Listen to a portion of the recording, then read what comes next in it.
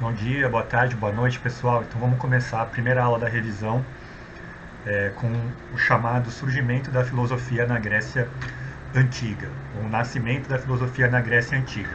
A primeira coisa que a gente tem que saber é que dizer que a filosofia nasceu na Grécia é uma expressão um pouco errada, né? Todos os povos antes, durante e depois da Grécia filosofavam, pensavam seu mundo, sua existência a partir das suas vidas.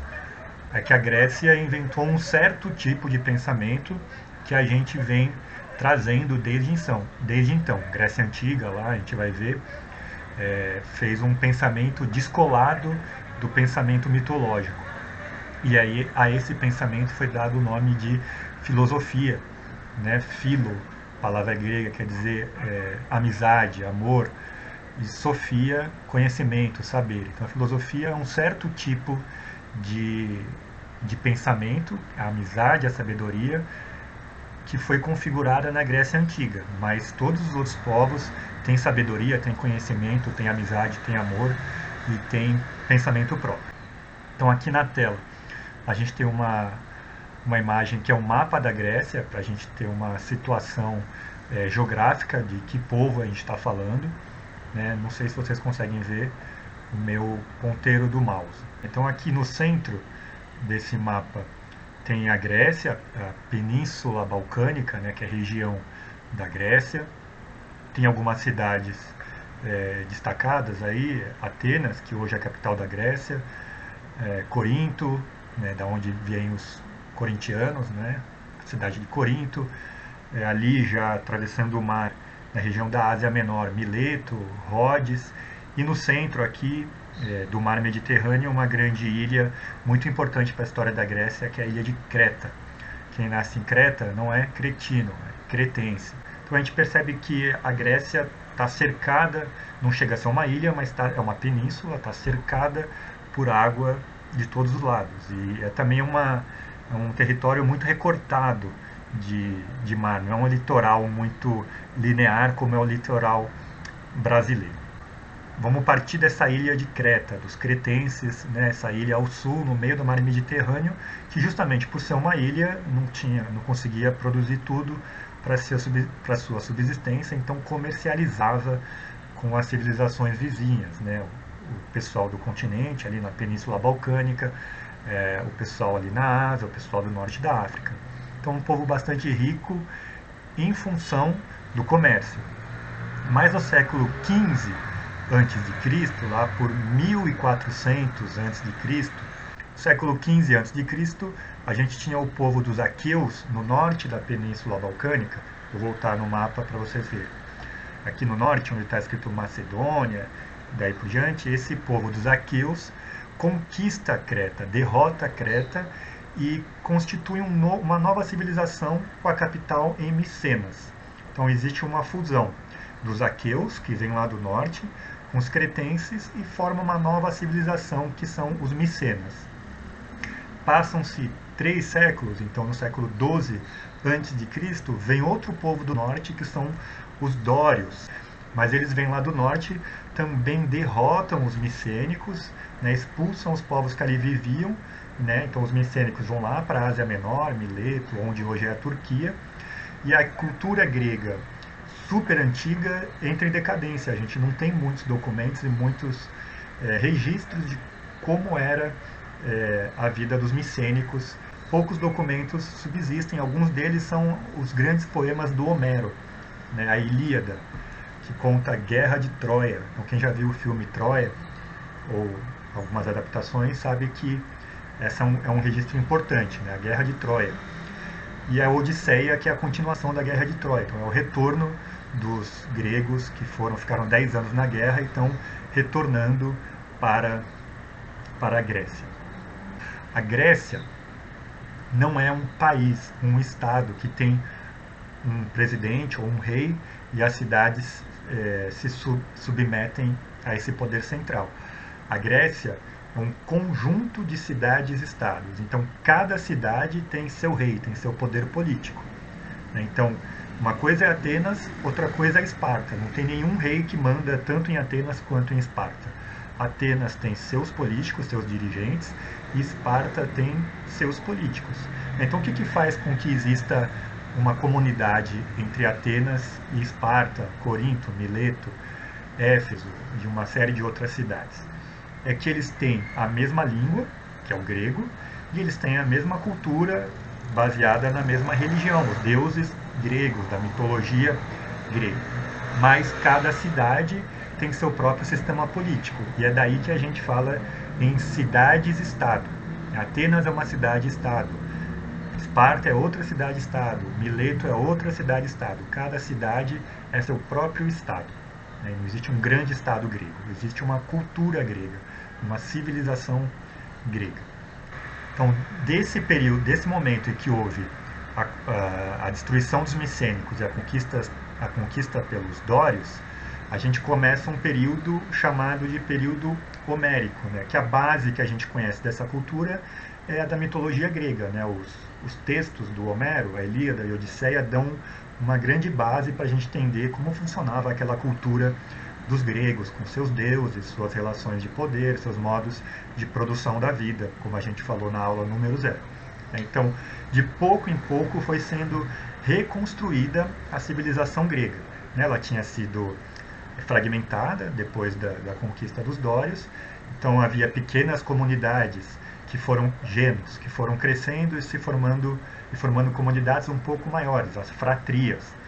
As fratrias se juntavam e formavam tribos. As tribos se juntavam e formavam os demos, povoados. E aí, em cada lugar, esses povoados, esses demos, tinham um único chefe, que era o rei, o Basileu. Então, de pouco em pouco, os gregos, em cada cidade-estado, foram reconstituindo a cultura grega. Em cada cidade foi a constituir uma monarquia, um sistema político que uma pessoa só manda, o rei, que em grego chamava Basileus.